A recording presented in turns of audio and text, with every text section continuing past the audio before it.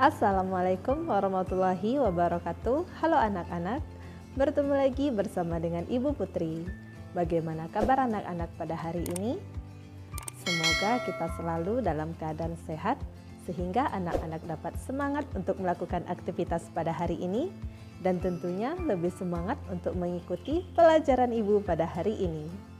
Sebelum kita memulai pelajaran kita pada hari ini, mari bersama-sama kita berdoa menurut agama dan kepercayaan kita masing-masing. Berdoa dimulai.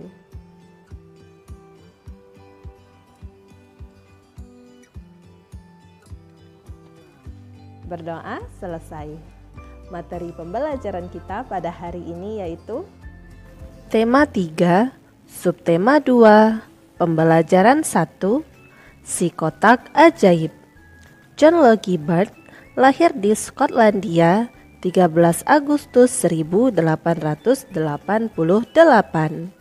Ia adalah penemu yang pada kesempatan itu untuk pertama kalinya menunjukkan bahwa gambar hidup dapat ditransmisikan melalui pesawat yang sekarang dikenal sebagai televisi.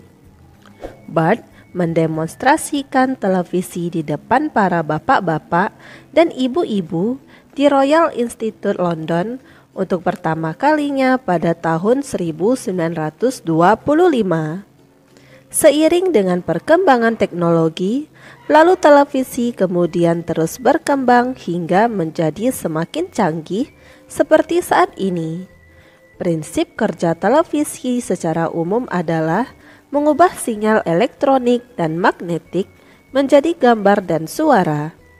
Sinyal tersebut berupa gelombang elektromagnetik, yaitu gelombang yang terdiri atas medan magnet dan medan listrik. Gelombang elektromagnet dapat merambat, dipantulkan, dan dibiaskan tanpa media perantara. Gambar yang kita lihat di layar televisi adalah hasil produksi dari sebuah kamera. Pada awalnya, objek gambar yang ditangkap kamera akan diubah menjadi sinyal gelombang elektromagnetik. Sinyal tersebut akan ditransmisikan oleh pemancar ke pesawat penerima pada televisi. Pesawat televisi akan mengubah sinyal yang diterima menjadi objek gambar yang utuh sesuai dengan objek yang ditransmisikan dalam bentuk hitam putih atau berwarna. Jadi, televisi adalah sebuah media telekomunikasi yang berfungsi sebagai penerima siaran gambar bergerak beserta suara. Kata televisi merupakan gabungan dari bahasa Yunani, tele artinya jauh, dan bahasa Latin visio artinya penglihatan. Sehingga televisi dapat diartikan sebagai alat komunikasi jarak jauh yang menggunakan media visual atau penglihatan. Semua penemuan televisi juga dikategorikan sebagai penemuan besar yang mampu mengubah peradaban dunia. Pada halaman 62, mari kita tuliskan informasi penting dalam setiap paragraf pada diagram berikut. Paragraf pertama, topik masalah yaitu John Logie Bart, sang penemu televisi. Paragraf kedua, deret penjelas. Prinsip kerja televisi secara umum adalah mengubah sinyal elektronik dan magnetik menjadi gambar dan suara. Sinyal tersebut berupa gelombang elektromagnetik, yaitu gelombang yang terdiri atas medan magnet dan medan listrik.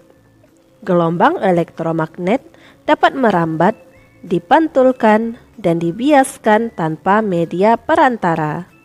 Gambar yang kita lihat di layar televisi adalah hasil produksi dari sebuah kamera. Objek gambar yang ditangkap kamera akan diubah menjadi sinyal gelombang elektromagnetik. Sinyal tersebut akan ditransmisikan oleh pemancar ke pesawat penerima pada televisi. Pesawat televisi akan mengubah sinyal yang diterima menjadi objek gambar yang utuh sesuai dengan objek yang ditransmisikan dalam bentuk hitam putih atau berwarna. Paragraf ketiga, kesimpulan dan pesan atau pendapat pribadi penulis. Televisi adalah sebuah media telekomunikasi yang berfungsi sebagai penerima siaran gambar, bergerak, beserta suara. Penemuan televisi juga dikategorikan sebagai penemuan besar yang mampu mengubah peradaban dunia.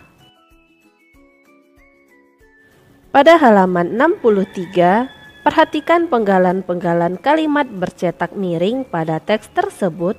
Tuliskan pada kolom berikut untuk didiskusikan pada pembelajaran berikutnya. Kalimat bercetak miring atau tidak efektif yang pertama yaitu penemu yang pada kesempatan itu untuk pertama kalinya. 2. Di depan para bapak-bapak dan ibu-ibu. Dan 3. Lalu televisi kemudian terus berkembang. Ayo berdiskusi pada halaman 63. Seiring dengan perkembangan teknologi, saat ini terdapat banyak stasiun televisi yang menayangkan berbagai acara setiap hari, bahkan hampir selama 24 jam penuh. Jenis acara yang ditayangkan sangat beragam, seperti berita, film anak-anak, maupun film dewasa atau talk show, sinetron, dan acara hiburan lainnya. Bagaimana kalian menyikapi hal tersebut? Bagaimana dampak positif dan dampak negatif televisi terhadap kehidupan masyarakat? Diskusikan hal tersebut bersama teman dan tuliskan hasilnya dalam diagram berikut. Pengaruh televisi terhadap kehidupan masyarakat di lingkunganku. Beragam informasi dari televisi, yang pertama film, berita, sinetron, dan talk show. Pengaruh positif terhadap pendidikan yaitu sebagai sarana informasi, dapat mengetahui berita terbaru, dan memperluas wawasan pelajar. Pengaruh negatif terhadap pendidikan yaitu mengurangi waktu belajar, banyak tontonan yang tidak cocok untuk pelajar, dan membuat malas.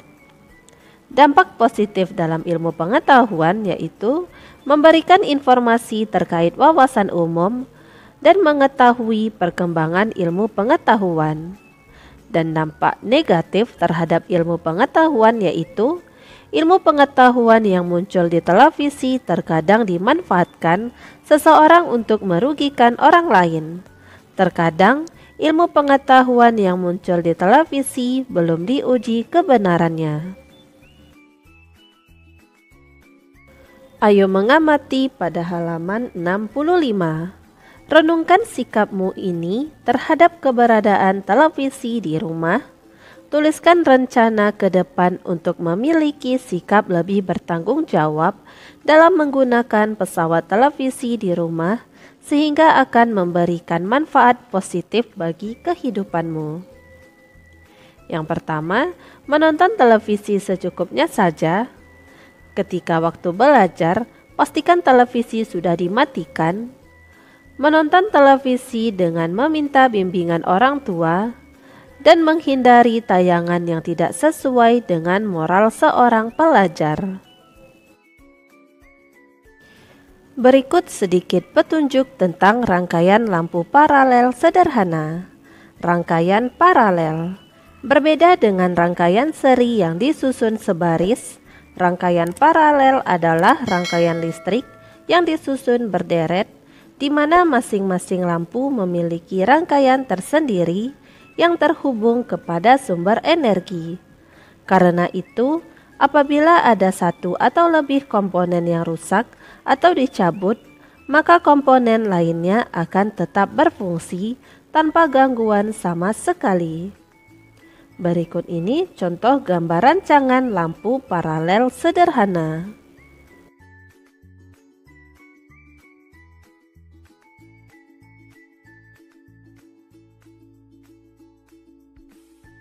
Ayo menulis pada halaman 67. Buatlah laporan dari percobaan membuat rangkaian paralel sederhana yang kamu lakukan. Laporan kegiatan percobaan.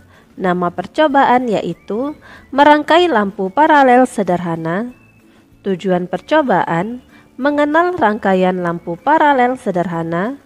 Alat-alat, alat berupa tang, pensil atau spidol, gunting, dan cutter. Bahan yaitu papan triplek, bohlam, fitting lampu, sakral, baterai, kabel, lem, dan solasi. Langkah kerja yang pertama, menentukan titik letak masing-masing komponen dengan cara menandai triplek dengan pensil atau spidol. 2. Tempelkan dudukan baterai, saklar, dan fitting lampu ke papan sesuai titik yang telah ditentukan.